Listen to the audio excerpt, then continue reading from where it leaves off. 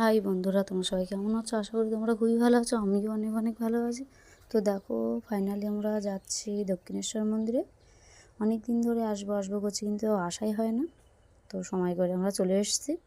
দেখো কি সুন্দর করে সাজানো লাইনের দোকানগুলো। এখানে প্রসাদ সাজানো আছে ডালায়। এখান থেকে আমরা একটা নিয়ে নিয়েছি। তো দেখো, সোনা আর ওর বাবা হেঁটে যাচ্ছে মন্দিরের দিকে। কি সুন্দর করে সাজানো দোকানগুলো। তো চলে এসেছি মন্দিরে। দেখো বন্ধুরা, কি সুন্দর করে বানানো জায়গাটা। দেখো কত সুন্দর। তো এখানে মন্দিরের ভেতরে ফোন নিয়ে যেতে দেয় না। সেখানে অনেক কিছু দেখার আছে, কিন্তু দেখাতে পারবো না। ফোনটা ফাইনালি আমরা জমা রাখতে যাচ্ছি এখানে।